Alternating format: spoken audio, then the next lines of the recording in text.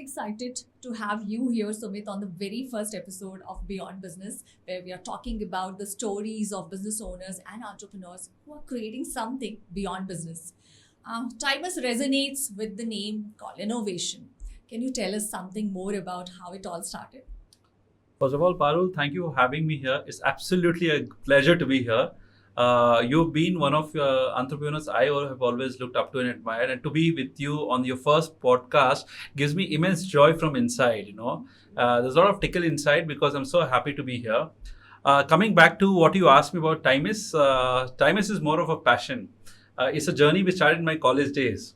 When I was growing up, whether it was my 11th, 12th, or during my engineering college days to my MBA day. So it's more of a brand which is born out of passion in the college canteen at Bistro. And of course, going forward, what we are today, fast forward, yes, it stands for innovation. We are a brand known for our durability. We are a brand known for our flexibility in terms of, we add features what is actually can be used by the end consumers on the streets or people who are traveling, on the go. Yet Wow. we are very stylish. Yes, you are indeed. I have seen your products. Okay, we'll go back to the products sometime later. Next question is, Sumit, that how has your school and college journey, maybe your educational journey, has shaped you in something which you are today, or something that has inspired you to start Timers at all? Ah, in fact, I owe my journey to all my teachers. Yeah, we are today. It's what we learned to right from our school days to junior college to my engineering days to my B schooling, from where I completed my MBA. Teachers has played a very important role in my life, and we celebrate them every day in my factories to Timus marketing and sales office to on field where we are, because what the actions we take at this point of time are inspired by the teachings what we have learned from those teachers. Absolutely non-commercial teachers, very difficult to find them at during these times. School has played a very, very important role in my life, because the kind of school I went to, it started from scratch. And when I saw the principal and the chairman of a school doing things from the scratch, it inspired me. And when I saw things getting built in front of me, when I go back to my work, I realize even we can build Timeless. Because the inspiration comes from the real heroes what I witnessed during my school days. So early childhood education through observing my teachers, through observing their actions, have gone and helped me. In fact, I remember we had a Professor V. Kumar who taught us machine design under tree. Now, who teaches Wow. machine design under tree, right? So when it comes to building up Timeless, we try and be flexible in our approach, wherein ideas can come from any place. My creative guy can be at the factory in the design room, or he can be sitting next to the river and doing some creative stuff. So yes, all these things have been are the contributions of the colleges and schools I went to, and they have played immense role in shaping up me firstly, and then me as a leader. When I go back to my offices, yes, I help people experience the same what I experienced. Wow. I think yes, even I can definitely resonate with the thought that yes, early school years they actually help us in shaping in the grown-up adults that we tend to become. And I think a lot of lessons we do not, we experience that time in our childhood, but I think the interpretation that we understand it's much, much, much later in the lives when we tend to experience something similar, and then we know, okay, that's what I have learned long, long ago. Super. Lovely, lovely. I'm glad that you shared with me. Next one is talking about COVID. When we talk about businesses, we cannot stop talking about COVID because it has impacted largely everything that we have been, doing all these years. How has it impacted Timus? Would you like to share about So you're absolutely correct. As a company at Timeless, we also suffered a lot. In fact, our sales came down, and there were no work for a lot many months. The dealers, distribution channel, came to an halt.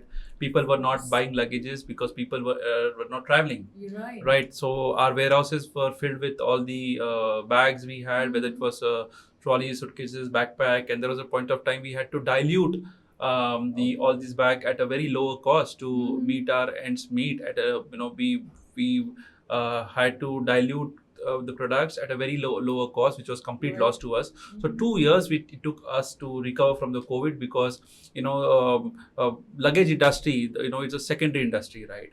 So when people started moving after 6 to 8 months, the travel industry started.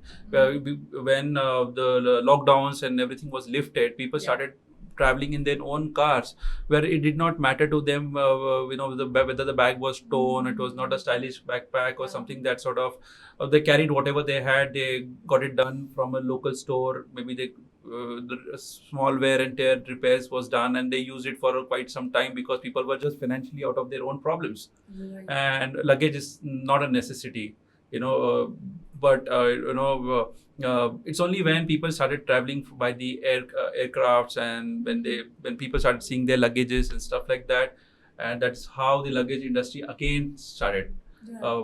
becoming reaching its peak. So we did experience peak after COVID. So it was a lot of analytics which has gone into the developing the product line after the COVID time, Parul. It's not been easy, but then we were determined to do it. And the team was very upbeat about everything. They said, we'll do it no matter what. We may take 2 more years, doesn't matter. But we are here to make Timus the brand which it deserves to be in position. I think entrepreneurship comes with all these traits, that you'll have to be there consistently working towards, realizing your dreams, no matter what the situations are, circumstances are, environment is telling you to do, but you'll have to be there with the grit. And do you think the strategy that you have adopted during that time, the agility that we talk about being into entrepreneurship, has helped you in overcoming the COVID effects? Yes, agility is something very important for every Yeah. entrepreneur who's striving hard to make his dreams come true. And Trimus is also the dreams what we have, right? We started with a small office to now we are a big team working Yeah. for Timus. Having a agility in the team members is also very important, just not the leader, right? Because So true. ultimately, at the end of the day, you are as good as your team is. So Yes. fortunately, at Times, we have had a good team in the back end. We were successful in developing a good team in the front end also.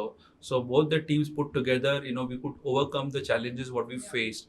Now, every month during those 2 years was a different challenge altogether. We didn't know which month is going to throw us with what kind of challenge.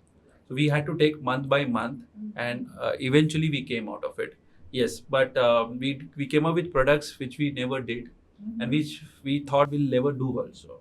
Right. But COVID taught us to do certain things which we were not which we were not comfortable doing that. But that's the beauty of entrepreneurship. That's how your agility comes into the picture. How flexible are you in your thought process? Are you ready to adapt what market is demanding at that point of time? So it's just trying to meet the unmet need of a customer through the challenges what we face, realizing them, going back to the factories, making the products, executing them, and then going to the market with those products and telling them, hey, look, I'm back with the products which you wanted from us. Yeah. So I think I'll pick up that line, that the team that you require to pull off, something like a COVID disaster. I have visited your place, Timus. Big fan, because it's such a diversified team over there. You have people, unskilled labor from different parts of the country. You have the skilled part. You have the middle and senior level of management who are like qualified people who are leading from the edge. How easy, or I would say how difficult it is to manage diverse teams? So I've been very lucky, Parul. I feel I'm as strong as my team is. Yeah. And I'm extremely proud of my team members. Right from all the people, when you visit the factory, and you rightly spoke about them, whether they are unskilled, semi-skilled, or super skilled, or the white collar employees or the blue collar employees, everybody who comes at the premises, they are aware of what is required from them. Yeah. They know when they reach factory in the morning, or if they reach offices in the morning, what is their role in the company throughout the day, for the month, for the year, and that, and plus, as I told you, if team is flexible, Yeah. and if the thought process of the team members are clear, why we are here, the purpose, so that makes our life very easy. But as management, we've always given a great amount of emphasis has been given on building people, because it's the people who's going to build the organization, right? Yeah. So we help people, and people help build the organization. So when you build people around you, they will Wow. help you build things in your organization, within the organization. So our focus has been like people. We want to be people management company in terms of taking care of their needs, taking care of their basics, taking care of their emotions, making them involved completely, because it's a brand which is again, they're very much part of it. It's just not few people who are part of this. Hundreds of people who are working for Timus are part of this Timus. They're equally responsible, and they equally credible for what they do.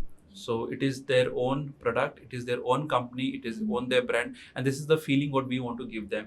And Okay. fortunately, we've been quite successful in doing that. Absolutely. I think a leader emerges with the team itself. You are not a born leader. And I can definitely see you, Sumit, emerging as a leader along with your team. Like you've spoken about people leadership. Yes, that's what 2024 and the next decade will be focusing upon.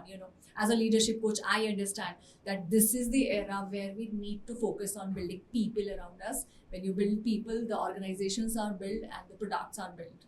So that's, I think, a wonderful key takeaway for all those budding entrepreneurs who are listening and watching to you this day. Moving on to a bit personal part of building Timus. Many people feel or have this misconceptions कि बड़ी company बनानी है तो बड़ा fund लगता है, बहुत पैसा डालना पड़ता है, बहुत सारे लोन्स लेने पड़ते हैं, बहुत सारे एक्सटर्नल इन्वेस्टर्स इन्वॉल्व करने पड़ते हैं. What is your take on that? Is it still bootstrapped? The way Timus is growing, I really want to know about that.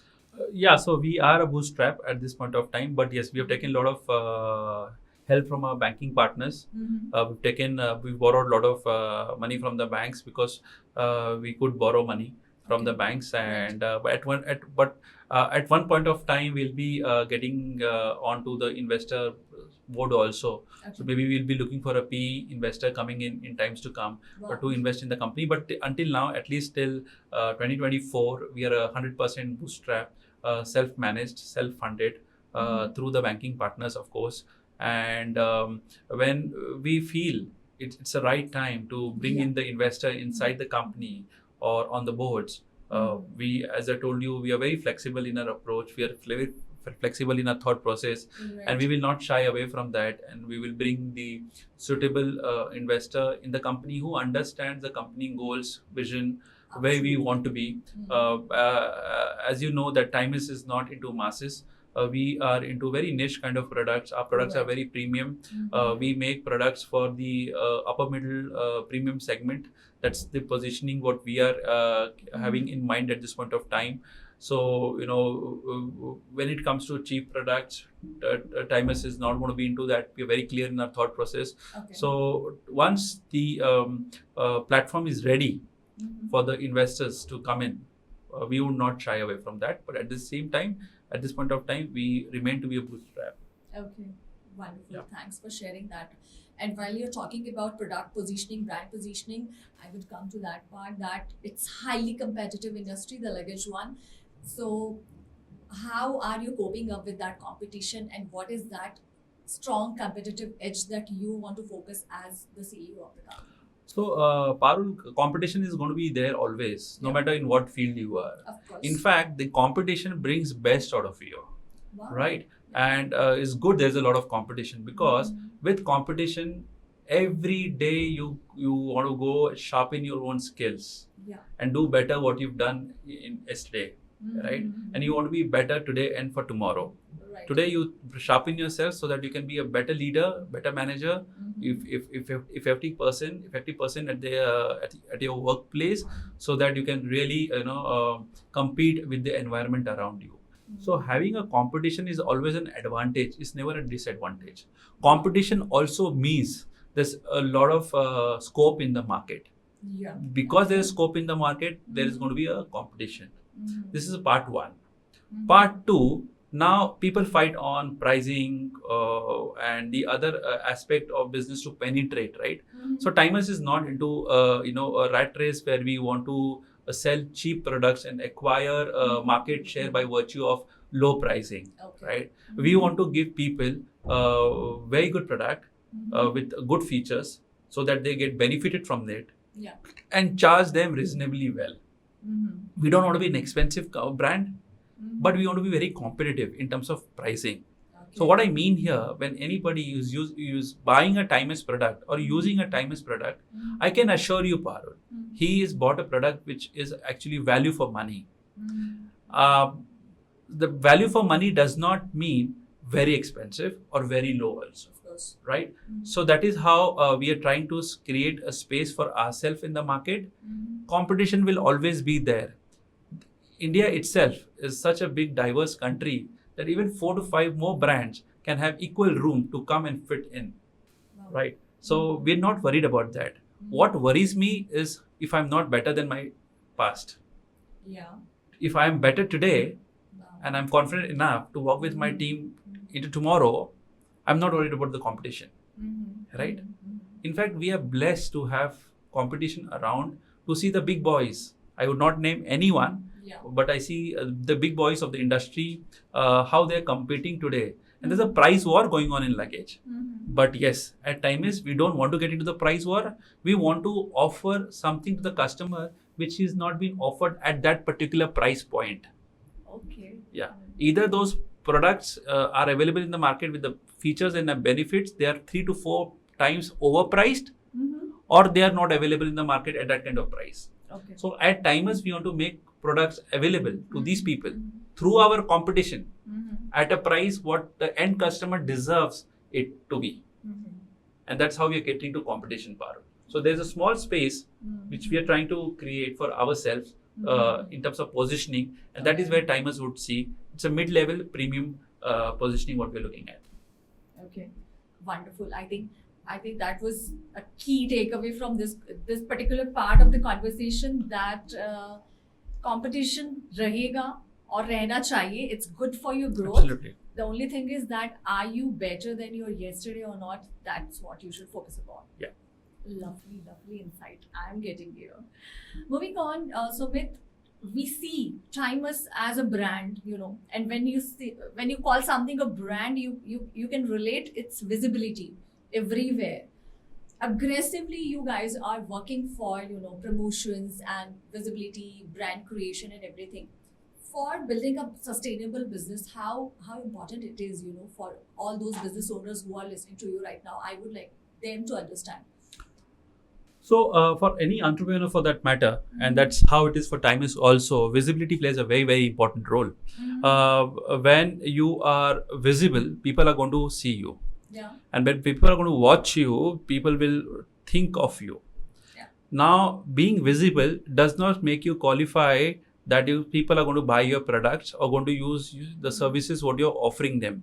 Either you're a product company or you're a service company, right? So in our case, we are a product company. So visibility becomes important for us also. Of course, it's important in the service industry as well. But by being visible, you're not going to be sellable. But it's important. What should be clubbed is your credibility aspect, right? Visibility along with credibility, when work together, then it will add to profitability of your organization. So it's a simple equation like visibility plus credibility is equal to profitability. So when we are working on visibility aspect at Timus, we are also working on the credibility aspects also, which is equal focus. In fact, we give 60% weightage to the credibility aspect and 35 to 40% weightage to the visibility aspect. And that is how the profitability of the company is going to sustain, or we're going to achieve some profitability in the company going forward. Now, what makes us credible? By delivering what we promise. Through the product, through the platforms what we are onto, through the places where Timus have been going through, through our dealers, distributors, all the e-commerce portals today. Today, Timus has been aggressively selling on Amazon, Flipkart, and other bigger e-commerce portals today. We plan to go overseas also. The same product, what we're going to sell in Europe or US in the developed countries, are the same products we're selling in the Southeast Asian countries, particularly in India also. So we are not differentiating for Indian market, I'm going to have XYZ product, and for the European market, we're going to have a PQR products. Okay. So when we do this, when we define this, our credibility is getting established. We are not discriminating between two markets. Yeah. The people who are going to use our products here, we have to look for the similar kind of people who look for our product, who will buy our products in European countries and the US country as well.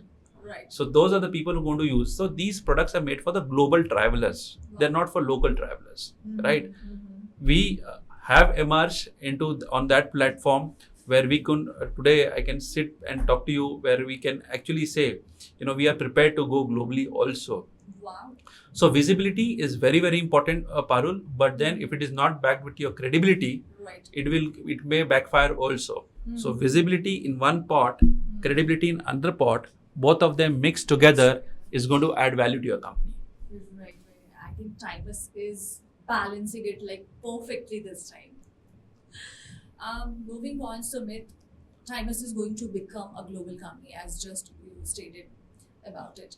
Do you think as a global company, there are some social responsibilities that we really need to fulfill, or the company owners need to fulfill in terms of, exploiting the resources in the one way or the another? What is Timus doing, for the sustainable actions or maybe ESG roles that you can fulfill? Yes, so Timus as a brand we are a very responsible brand when it comes to social compliances also.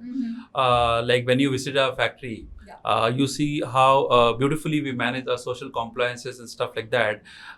Recently, we've been awarded as a gold certified company from one of the highest authorities in the US, which certifies you for the highest level of social compliances. So we are being very responsible when it comes to workplace. Now, moving forward, we are moving towards ESG also. So our vision is going forward in next 4 to 5 years, we should be 100% ESG compliance also. Now, the kind of field we come from, at times it's going to be challenging for us to be a ESG compliant factory or having a product which are 100% ESG compliance. But the management has a clear vision that, by 2028, we should be an ESG compliant organization. So it's a journey of 3 to 4 years. We need to travel together. So it is also giving back to the society. It is also giving back to the environment. But what we do today is we've already started using recycle components to make luggages, whether it's a recycled fabric, which is a fabric which is made out of wastes, fabric which is made out of the water bottles which been scrapped. So we are moving there slowly and steadily, and we're going to try and reduce the carbon footprint also through our actions in times to come. So management we are very clear. The core team is aware where we have to move that, and we have set up a team of 3 to 4 people who are just working towards this aspect in the company. They don't come to the office to work for the current ongoing problems. They are here to focus on what we have to do in future for tomorrow. So there's a team in place who is thinking very futuristic. So we want to be very, very responsible company to what we are at this point of time. That doesn't mean we are not responsible right now. We are very responsible company compared to so many brands present in the market at this point of time. But yes, there's always room to grow. Yes, ultimate aim is to be the ESG compliant. Okay. And do you think it can actually give a competitive edge to your brand when you are completely ESG compliant and thinking about society and the planet as whole? Parul, honestly speaking, we are not doing this to get a competitive advantage from our competitors. We are doing this to give back to our Mother Earth. So it's something which is coming from our heart. Whether our competitors do that or they don't do it, it doesn't matter to us as a company. What matters to us if we don't do it? That would be very upsetting. That will be very hurting. We want to do it because we want to give back to the Mother Earth. Because what we are today, you and me can sit here comfortably and talk, is because of our Mother Earth. Of course. We want to pass this legacy to our future generations and generations to come. So as a company, when we talk about social compliances, we talk about environmental sustainability. It is because we want to give back. It is not to have a competitive edge from the competitors around. In fact, I would like all the companies to do it. Yes. In fact, if I can do it, I will go and help my competitors also to do it. Right. Yeah, it should be a minimum standards in times to come. So it's not for the competition; it's for the inner self. Wow, that's incredible. Lovely thought. So thank you so much for sharing that. Moving on to the question that we usually talk with a lot of women entrepreneurs. या मैं अपनी fellow जितनी भी company owners हैं उनसे बात करती हूँ. But I think this question is equally resonating with the men entrepreneurs as well. So how do you balance your work life? How do you focus on work, come back home, give a lot of time to your family, your children? How do you do it? I mean, I don't want to sound very classically correct because it's I'll be wrong. But every entrepreneur goes through a phase in his life where he has to make a lot of sacrifices. And unfortunately, what happens, you'll end up sacrificing your family time the most. And all of us, we go through that phase at one point of time in a life when we are growing. It's always said one generation has to struggle, do a lot of sacrifices so that the generations to the second generation, third generation can see the fruits. By second generation or third generation, I do not mean your biological child or someone that sort of. I mean the next management who's going to be there. Tomorrow there will be more better competitive CEO of the company than what I am. He's going to take the baton and go forward. So he becomes the second generation for the company. Right. My son may not be interested in this. He might land up doing something else. So for me, for my understanding, the second generation is the new set of management who will be taking the baton from me in future. But the first generation where I am as a part of the management, we have to do certain kind of sacrifices, which I have also done. But at the same time, over a period of a decade or so, I have learned to balance this. In fact, balancing has become an art now. It comes very easily and effortlessly for me when it comes to giving time to my kids, my family members. Fortunately, my family members are also very supportive. They have always stood by me and supported me all throughout this journey in all my actions. So I've been lucky in that front. But yes, work-life balance is very, very important. And you must give time to the family, which I have learned over a period of time. I was not good to begin with. I may not be good at this point of time, but yes, I am aware I need to improve and probably give more time to them so that when they grow up or when the family becomes a little older, they would not feel that I have not given much time to them. So I'm in that learning curve. All of us, we have our own learning curves. I'm in my own learning curve and I'm learning through all my actions on a daily basis, Parul. Okay. So not every day is same, every day is different, and you'll have to manage differently every day. Someday you'll have to prioritize your work, someday your family needs you more. So it's just about prioritizing for that particular day. I think I could do like this only, one day at a time. And absolutely, I think that works for me. Yes, that's been working for me also. One day at a time, one moment at a time, and every moment should be lived with most happiness and with the best energy you can bring out of your own self. So one moment at a time, one day at a time, 1 week at a time. Yeah, that's how even I have learned over a period of last some years. And I think the mental health awareness for entrepreneurs is also a very important topic that we need to speak about. A lot of time burnout comes in because there's so much pressure to build a profitable business. Sustainable बात की बात है, सबसे पहले तो profits आने शुरू होने चाहिए. That's a pressure. External investors and all that.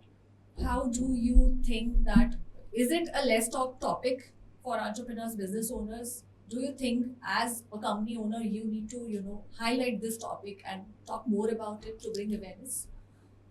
I'm so happy, Parul, you brought this up. Yeah. I feel mental health is one of the least spoken topics. And people usually don't resonate when it comes to entrepreneurs People don't even people even don't accept them and with open arms. Oh, the person may be having a mental health issues. But I feel entrepreneurs goes through the worst mental health problems, and there's a lack of awareness. In fact, the awareness level is so low, even the entrepreneurs themselves are not aware they are Yes. going through a mental health issues. Yes, yes, yes. And that's the kind of society we are living in at this point of time. They need support. They need external support. They need emotional support. They need social support. They need someone who could understand their mental health being, their mental health care is not being taken care of. They go through immense kind of pressure. There are times they don't eat food. There are times they struggle. As you rightly mentioned, there's so much of work pressure. Companies may be profitable, companies may not be profitable for months and years altogether. They're just living on borrowings either from friends, families, or banks. Or the investor is sitting on their head with asking for the quarterly results and the half yearly or maybe yearly results. There's a huge pressure. Whom are they supposed to go and talk to? True. Right? There are times they just need someone who could sit next to them and they can just speak their heart out. Right. Simple conversation. A lot of entrepreneurs don't have someone with whom they can sit and talk to. And this is the worst problem, worst void entrepreneur goes through emotionally is very taxing on him, Parul. Yes, we must create an awareness. We must understand this state of mind of every entrepreneur, no matter at what position you are. Yeah. No matter at you are in what stage of that ladder of your entrepreneurial journey. Right. You go through that mental health issues, and there's nobody to take care of it. And you have to fight it all by yourself. So I think becoming aware about that there is something which is disturbing your mental health is the first thing that they need to start with. Okay, solutions and support can be reached out. They are available. I think after COVID, the topic has been highlighted in all the sectors of society, and people are there to reach out to you, have that conversation. Coaches are there, life coaches are there. I think mental health practitioners have, just changed in the way it's not just clinical thing, it's a social thing, it's a support thing that they need to offer to people who are suffering from it. So availability is there for the resources. I think yes, the one thing is that you need to get aware about the thing that you are feeling or experiencing something like that, and you can always reach out to people or the support for it. Just don't ignore it. Absolutely. So, but there have been a lot of entrepreneurs who were not even vocal about this. Yeah. They didn't even know. Right. In fact, even today, there are a lot of entrepreneurs who don't even know they need this kind of support system. Yes. So society at large will have to play a very important responsibility in times to come to make all the entrepreneurs around the world aware that if you need me, I'm there. So true, wonderful.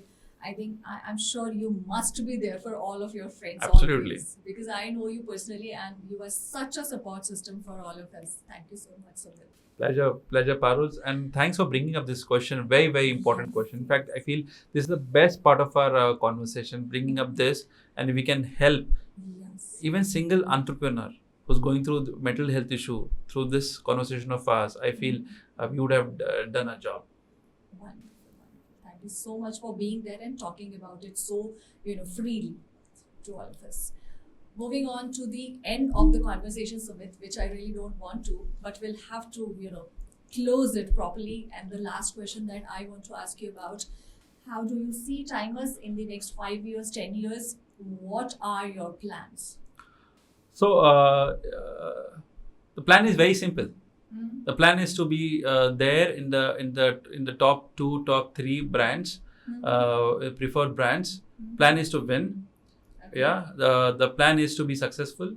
Plan is to make Timus reach all the deserved houses of our society, where people who actually want to use a good premium product at a reasonable price, value for money, they deserve good product, right? So it's simple. We want to make 100,000 pieces every month and sell it to 100,000 beautiful people in the world together. Wow. Right? That's the idea. Timus is not meant for everyone, and it will never be meant for everyone. Timus is meant for deserving few who value durability, flexibility, style at a particular price what we are offering at. We promise them good product, good features, which will help them get more benefits, and that is what we see. 5 years from now, we should be at amongst the top 5 preferred brands in India, and of course, we are going global also. So, in next 4 to 5 years, Parul will see Timus having its global footprints in Europe, US, and some parts of African continents also, along with Middle East. So we're very determined. Fortunately, we come from a manufacturing background. We know the technical know-how. We know the product very well. We know how and why good products should be made for whom, and so that sense of clarity is there within ourselves as management and with my team also. So yes, you must watch out for Timus in 5 years down the line. We are on it. Our eyes are completely on you and Timus, Sumit.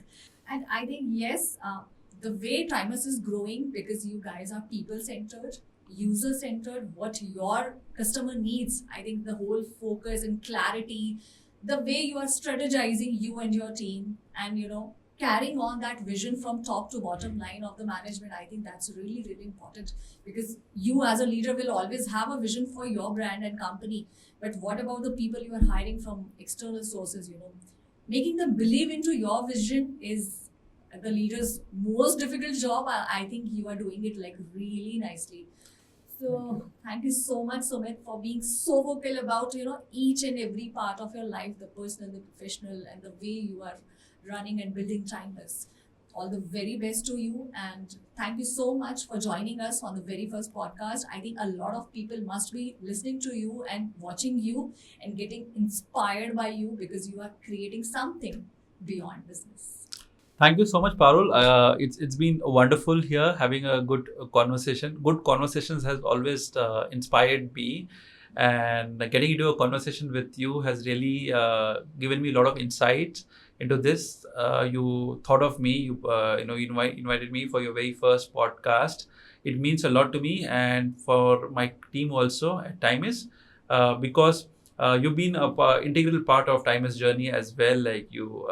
So it's good to see you, and good to be here.